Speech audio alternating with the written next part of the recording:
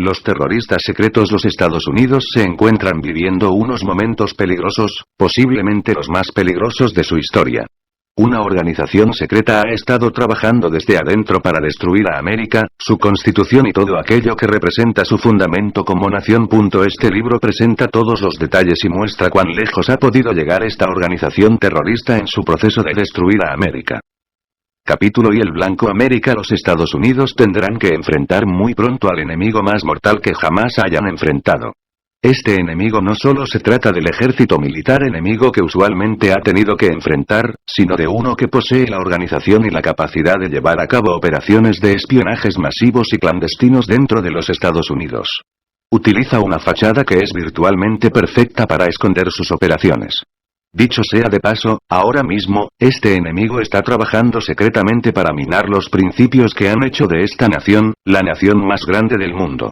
Este enemigo se ha infiltrado en los niveles y en los departamentos más altos del gobierno de los Estados Unidos y representa un peligro extremo para América. Veamos un poco de historia para poder comprender los métodos que este enemigo ha utilizado en el pasado y cómo está trabajando secretamente hoy en día. Europa estaba finalmente descansando. Las guerras napoleónicas habían terminado, habiendo durado más de 20 años. Napoleón con su inteligencia y creatividad había rociado a Europa con la sangre de sus hijos más nobles. Después de un largo tiempo, por fin había paz. Después de la guerra los soberanos europeos se reunieron en un concilio general en Viena. El congreso se llevó a cabo durante un año, terminando el mismo en el 1815. El Congreso de Viena era una conspiración secreta contra los gobiernos populares a quienes los altos partidos anunciaron al final del Congreso que ellos habían formado una alianza santa. Esto era solo un manto debajo del cual se escondieron para engañar a la gente. El Congreso de Verona tuvo como propósito principal la ratificación del artículo 6 del Congreso de Viena, que en resumen era una promesa para prevenir o destruir a los gobiernos populares dondequiera que se encontraran y reestablecer la monarquía en aquellos lugares donde la misma se hubiese echado a un lado. Los altos partidos eran Rusia, Prusia, Alemania, Austria, el Papa Pío VII, rey del Estado papal. Todos ellos se unieron para crear el Tratado Secreto. Burke McCarthy, The Suppressed Truth About the Assassination of Abraham Lincoln, Arya-Bharta Publishing, 1924, p. 7. De acuerdo a M. C. Carty, el Congreso de Viena formó la Santa Alianza, cuya meta principal era la destrucción de todos los gobiernos populares. Los gobiernos populares son aquellos en los cuales el gobierno les permite a los ciudadanos disfrutar ciertos derechos inalienables.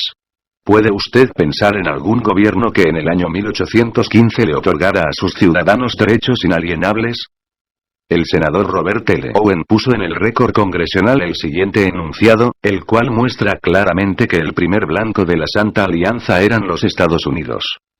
La Santa Alianza, habiendo destruido el gobierno popular de España y en Italia, había diseñado muy bien su plan para destruir el gobierno popular de las colonias americanas que había comenzado a revolucionar a Portugal y a Suramérica bajo el exitoso ejemplo y la influencia de los Estados Unidos. Fue debido a esta conspiración en contra de las repúblicas americanas de parte de las monarquías europeas que el gran hombre de Estado, Canning, llamó la atención del gobierno acerca de lo que estaba sucediendo. Ibid. pp. 9-10. Énfasis añadido.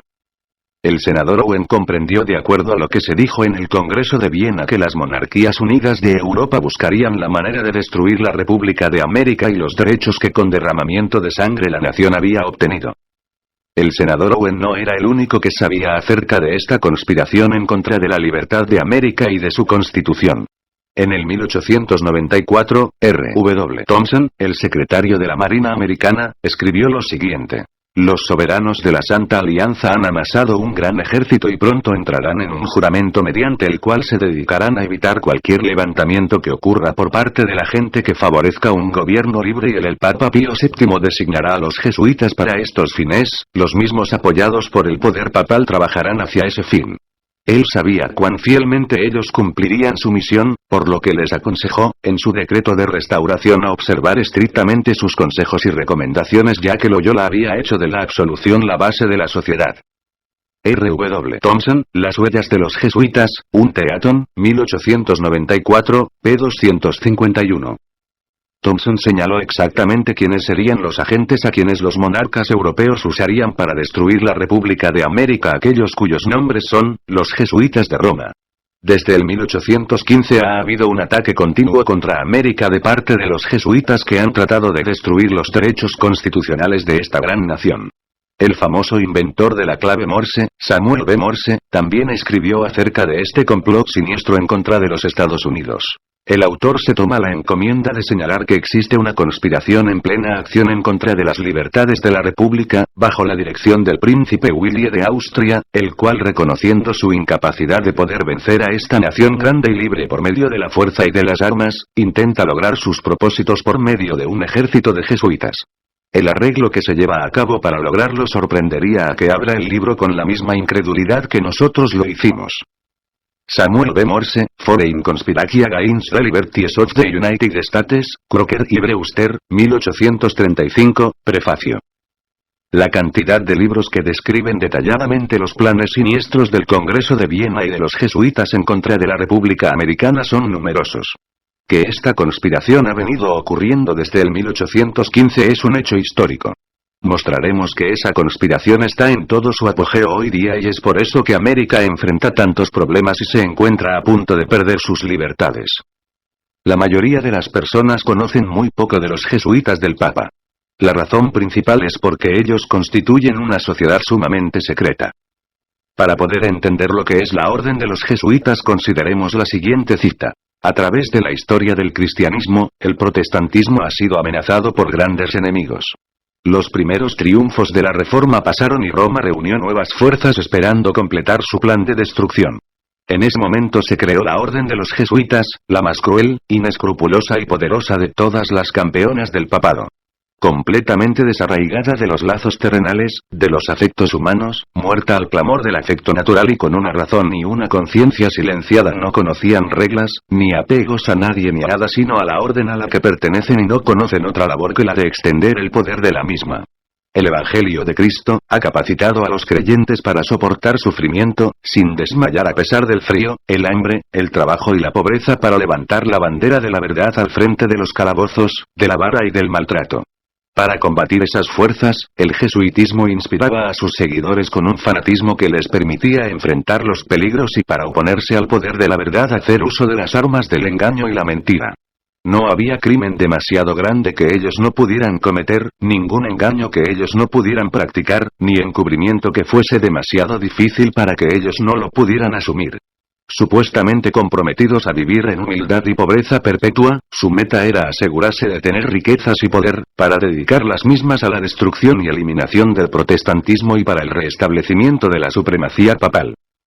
Al aparecer como miembros de su orden, utilizaban un manto de santidad, visitando las prisiones y los hospitales y ministrándoles a los enfermos y a los pobres, profesando haber renunciado al mundo y llevando el santo nombre de Jesús, quien iba supuestamente igual que ellos haciendo el bien. Pero debajo de su manto de santidad se escondían los propósitos más criminales y mortales. Era un principio fundamental de la orden el lema de "el fin justifica los medios". Por ese código, el mentir, robar, cometer perjurio y asesinar eran no únicamente loables sino también perdonables cuando servían los intereses de la Iglesia. Bajo diversos disfraces los jesuitas lograban infiltrarse en oficinas de Estado, llegando a los consejeros de los reyes y creando la política de las naciones. Se convirtieron en sirvientes al servicio de sus amos. Establecieron colegios para los hijos de los príncipes y los nobles y escuelas para la gente común. Y los hijos de los protestantes tenían que observar los ritos papales.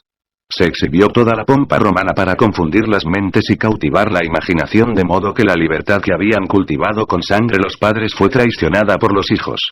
Los jesuitas se dispersaron por toda Europa, y a donde quiera que iban, seguían su plan de avivar la figura del Papa. Equite, The Great Controversy, pp. 234-235, Pacific Press Publication. 1911. Los jesuitas funcionan como la policía secreta del Papa. Ellos trabajan con la mayor confidencialidad y mantienen sus operaciones en la mayor secretividad. No le dejan saber a nadie que son jesuitas. En su apariencia externa, son como cualquier persona común y corriente. Citaremos. Ellos son jesuitas. Esta sociedad de hombres, después de haber ejercido su tiranía por más de 200 años, a la larga se convirtieron en algo tan formidable para el mundo, amenazando subvertir todo el orden social, de modo que aún el Papa, cuyos fieles devotos son los jesuitas y